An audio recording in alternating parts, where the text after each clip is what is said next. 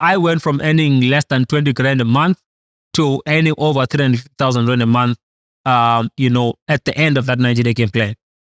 And then we had like a 2 or 3 month break. We launched another one here in Joburg. At the end of that year, 2017, I made 3.6 million in that year.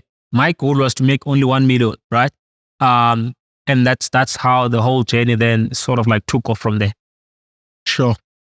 Amazing. So if there's a young person sitting at home listening to this now, and probably maybe they're discouraged and they want to give up, they're at the point where you were maybe in 2002, 2003, what kind of encouragement would you have for them? They're watching you through that camera. What would you say to them? Sometimes if the poverty you see in your life around you is not good enough to keep you motivated, chances are nothing else will. For me, what motivated me was where I was. I hated where I was more than loving where I was going, because I had no experience of where I'm going. It's just a dream. It's just an imagination. I hated the fact that my grandmother's getting old. There's no one to take care of her, I hated the living conditions we were living in.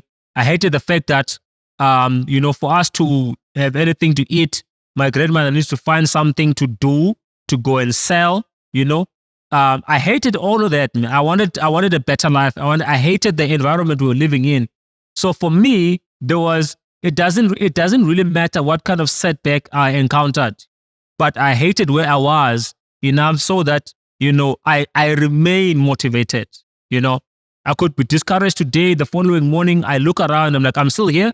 Okay, let's go for it. So what the advice I would give is, find something that's bigger than you, that it's no one else is going to be able to solve it except you.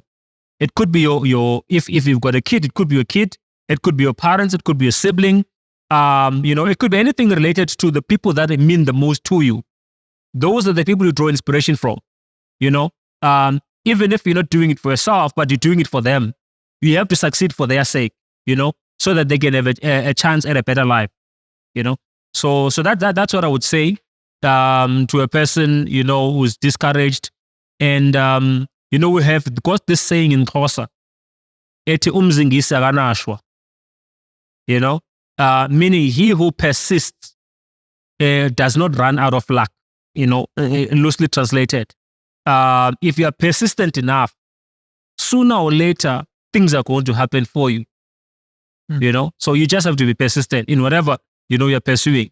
And one of the things about if you're actually wanting to pursue entrepreneurship, understand that if you get onto your car and you turn on the lights, you're driving to Cape Town, you're not going to see from here to Cape Town. You're only, especially if it's at night, you're only going to see the first 45 meters. But for you to see further, you need to keep on moving. The further you move, the more you're going to see further. You understand? So wherever you are, keep on moving. If you have to make a detour, keep on moving. If you have to, relook at your strategy, just keep moving. That's the most important thing. Never stand still. Keep moving. Sure. Any question from the floor? Anyone with a question, a comment? There's a mic there. Anyone with a question or comment? All right. A question or comment? No question, no comment. Anybody? Questions, comment? Oh, you've got one. Yeah. Hi guys, my name is Nico. From you, Mr. Lonwabo, right? Sorry for making that mistake. There's something I picked up from what you've been saying, mostly from your childhood experience. I noticed that you seem to have experienced a lot of trauma. I don't know if I'm saying it right. It is trauma. Do you see it that way? Yes. So at the age that you are at right now, how have you managed to heal from all of that trauma and become the man that you are today? Ventured into entrepreneurship, having connected with the Lord. How have you healed from all of that trauma? Thank you. Very, very good question. Nobody's ever actually ever asked me that question. I think, whenever I go through stuff, right? Especially with people that mean the most to me, friends, close friends. I often say that time is the best teacher. Time is the best healer. Things never really go away, but with time, you learn to deal with them, So for me, it was, of course, my faith in God. That's what got me through the most.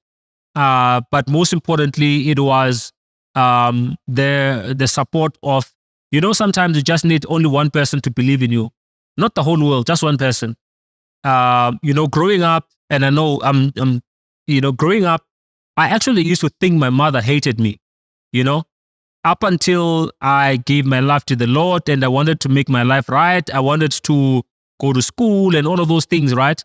The support like she gave me, was a lot for me, it got me through, everything that I went through. The fact that she believed in me and, so it was my faith in God, time, and also my mother's belief in me. Wow. Thank you so much Thank you, brother. for that heartfelt story. And I think it's a story of perseverance, a story of overcoming obstacles, and a story of determination. What I sense from your story, I sense someone who really wanted to do something with their lives. And perhaps that guy that gave you the 10,000 rands every month for 6 months could see the same thing that we are all seeing today. That, when people are looking at someone, they think that perhaps you were lucky, perhaps you are special, but they don't realize that actually life gives all of us different kinds of challenges. Sure. And it all depends on how much we can stay the course.